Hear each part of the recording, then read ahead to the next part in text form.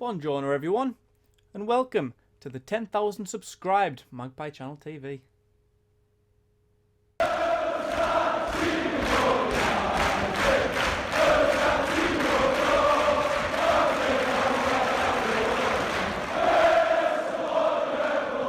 Yes, just in case you weren't aware, on Sunday, just before the West Brom game, Sunday morning in fact, I woke up to the news that finally we'd hit 10,000 subscribers that we'd been waiting for what feels like forever. A bloody long time, but we got there thanks to you lot. Thank you very much to everybody who has subscribed, but the graph doesn't stop there. If you haven't pressed the red button already, do it now, because what's after 10, 20, 30, 40, endless. The possibilities are endless.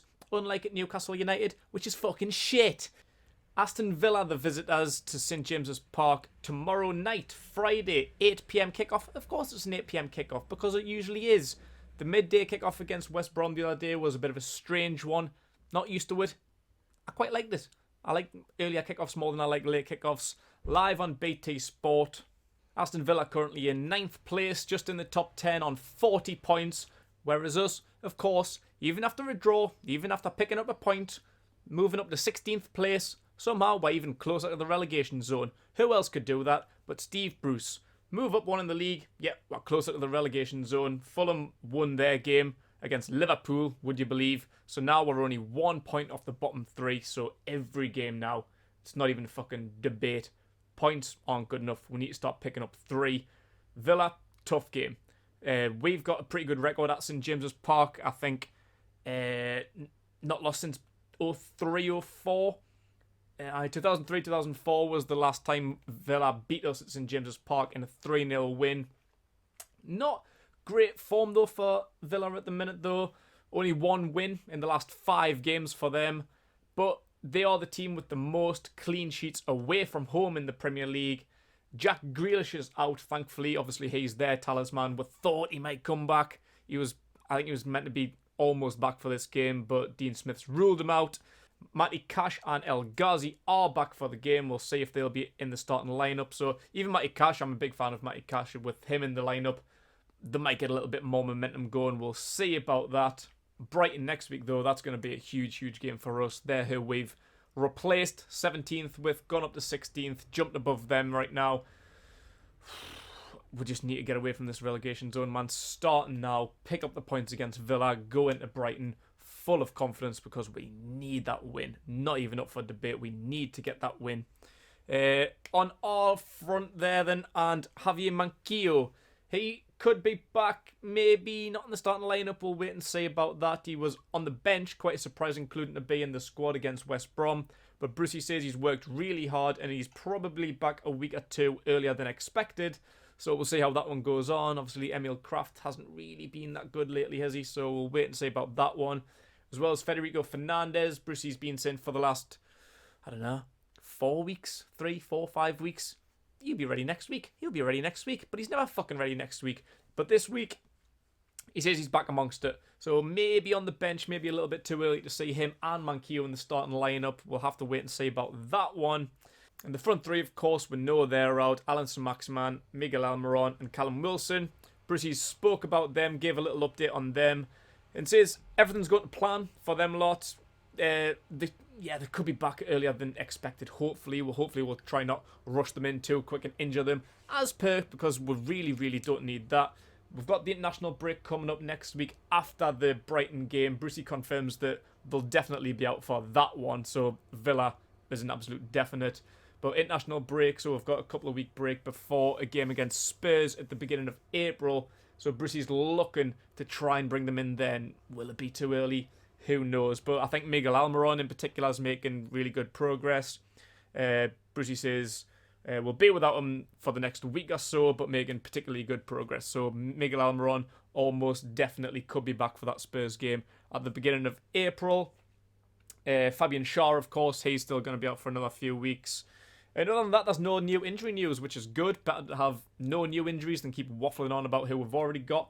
We know who we've already got. Schär, Wilson, Saint-Maximin, Almiron. They're the main ones now, with Fernandez and Manquillo back in the team.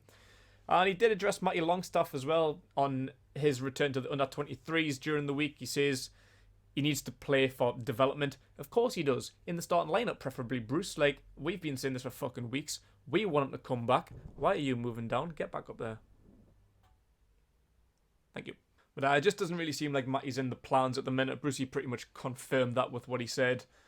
He needs to start playing games. He should have been loaned out, in my opinion, in January. As soon as we knew we were going to get Joe Willock in, even when we were looking like Hamza Chowdhury, Maitland-Niles, as soon as we were in the market for another centre midfielder, Matty should have packed his bags and gone off to Derby or Reading, Watford, whoever were after him, because he could do with a game time. And if he's not in the starting lineup, in the first team at least, out on loan, he might as well be in the under-23s. He does need developed. He's only 20 years old. Brucey addressed that, says he's still young.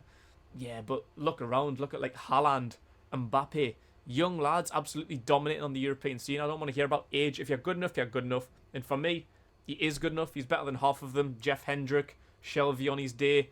And without Joe Willock, you're looking at Sean Longstaff. He's better than all of them bar Willock for me. So I want to say Matty more in the first team. But it's just going to be the same situation as what we were in last year when Bentaleb came in on loan.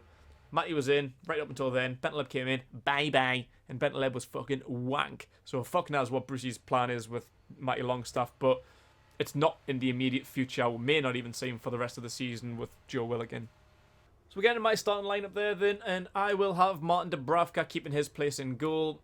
Of course, I think that's pretty obvious. At right back, now this is the big talking point maybe. Emil Kraft played the last few games and struggled, to be fair. I know a lot of people aren't his biggest fan. I've stuck up for him for a long time, all season really, pretty much since he came in. But yeah, he really has struggled in the last few games. With Manquillo on the brink of a return, I'd love to see Manquillo win. I think he is much better than Kraft. As soon as he's fully fit, get Manquillo straight back in there. But I don't know if he will be, so for precaution, I'll be keeping Emil Kraft for one more week at least. Then we've got Brighton, big game next week with a 2-week break after that, so maybe introduce Manquillo, just give him a run out against Brighton, then we can have a little bit of a break and you'll be fully ready to go for the Spurs game after that. But yeah, for this, I think might as well stick with Kraft. I don't want to see a formation change. Obviously, I don't know. I honestly don't even know what the best thing to do for Newcastle anymore because it just seems shit from top to bottom. The 4-3-3, I like it.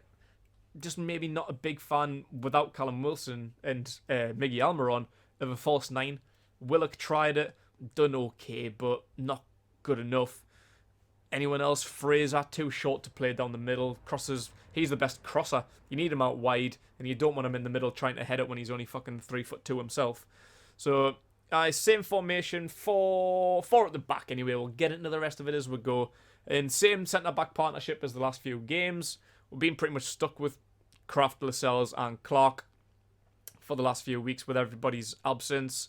Fernandez, of course, I would love to have him straight back into the starting lineup when fully fit, but maybe not. So I'd probably have Manquillo and Fernandez starting from the bench, Lascelles and Clark in the starting lineup. And Jamal Lewis can probably come back in and claim his place in the starting lineup. Dummett, I didn't like seeing him there against West Brom the other week. Not his biggest fan as a left back, but he had a pretty good game. I was actually really impressed with him. Done himself a solid. So would you keep the same team? I don't know. For me, nah. I think I don't know. I don't even want to say Lewis is better because he's been pretty poor this season as well. He had a run of a few good games when we went to the 4-3-3 once Graham Jones came in, but last couple of weeks, like Kraft, he's struggled really, hasn't he? I'm just pleased Jack Grealish isn't in, because if Jack Grealish was going up against Kraft and either Dummett or Lewis, he probably could have had a field day, would have had a really good game. So, yeah, well, Lewis, they've still got good talent like Bertrand Traore, scored a great goal against us at Villa Park a couple of months ago. He's got pace and skill. So I think Lewis is more important in that sense. He offers a lot more than Dummett does. Dummett's just meh, ain't he? He does a job. He's not startling. He doesn't go, oh yeah, you're fucking really good on out. Whereas Lewis, he's got more about him. He's got pace, more attacking anyway. He does a lot more going forward than Paul Dummett does. At the back, it's questionable. You'd probably say Dummett definitely is the better defender. But I just want to say what attack more, and Lewis brings that. The pace and energy he's got going down, up and down the wing. I want to see a little bit more of that. So, yeah, Lewis can come in for me in place of Paul Dummett. And the midfield three, I think that's probably got to stay the same. Isaac Hayden, John Joe Shelvey, and Joe Willock. Willock had a mention from Bruce in the press conference, trying to defend him playing as the false nine. Says he's played there before with Arsenal and blah, blah, blah. But no, I don't want to say it. He did say, though, he is better in midfield. He says he brings more to the game from centre midfield. And yeah, he does a lot more than what fucking Jeff Hendrick does. I can tell you that for now.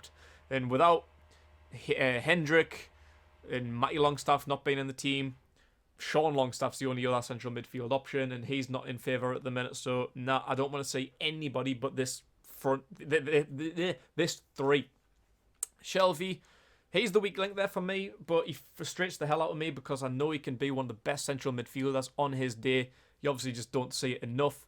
The last couple of games he's been doing pretty well defensively, getting back, sticking in a tackle, but that's not what you...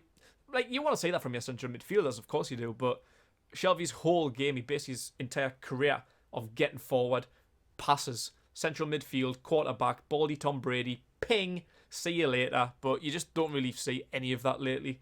So, that's all we've got.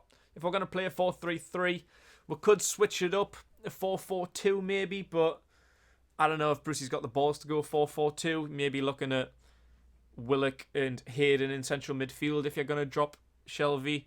And I'll go on to the wide players now. Joe Linton to keep his place. That's a prediction. This whole thing's pretty much a prediction. It's not necessarily what I would do, but I do think, like, Joe Linton gets a lot of stick. He always does and probably always will do. I don't think he'll ever get the fan base on his side. But he puts in an effort for me. He grafts. That's about it. End product, lifting. Finishing, lifting. Had a couple opportunities in the West Brom game. One where he squared it, probably when he should have shot. He had one effort where there was a great channel from the strike with his left foot. Piss poor effort. But he does just do the hard work. It's just the rest of it, the actual end product that's fucking lifting. So I think he'll keep his spot because, you know, Brucey plays him. He spent fucking £40 million on him, so he'll get his money's worth one way or another. So Joe Linton to start with Ryan Fraser on the other side. I don't really think that's up for debate. The Joe Linton one, maybe Murphy, Hendrick or Richie, but probably not Richie because he's probably still in Brucey's bad books. But yeah, Fraser 100% on the other side, whichever side, right or left. Him and Joey can switch up. If we do go 4-4-2, I'd be okay with saying a 4-4-2. I'd actually be quite happy with that. Fraser on the left and probably Jacob Murphy for me, preferable on the right hand side with Willock and Hayden in the middle. I like that, you know, with Gale and Carroll up front. I'd be more than happy to see that, to be honest.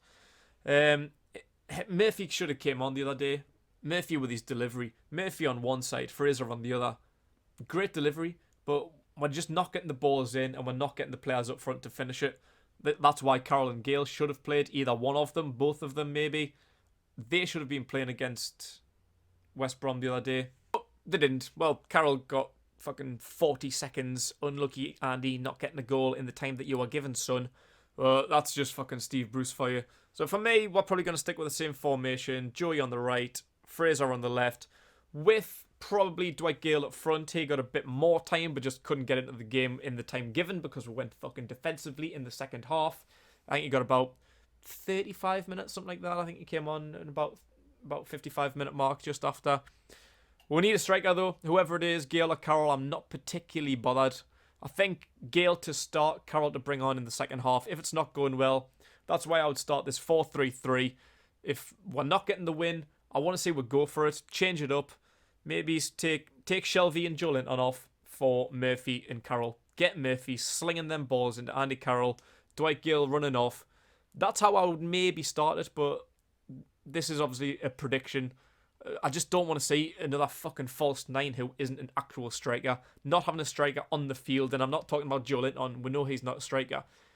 Gale and Carroll, one of, if not both, should definitely 100% be starting. That's not up for debate. Obviously, without Wilson, Samaxman, Almiron, where a main attacking threat isn't available.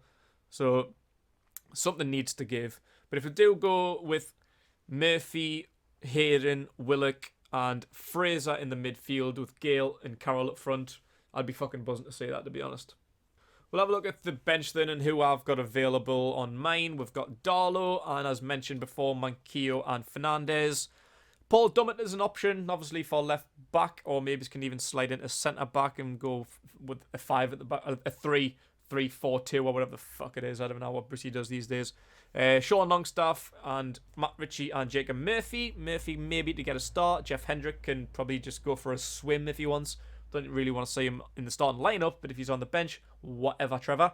And Andy Carroll on the bench if he's not in the starting lineup as well. That's probably why I would play just one of them, because there's no other options coming off the bench.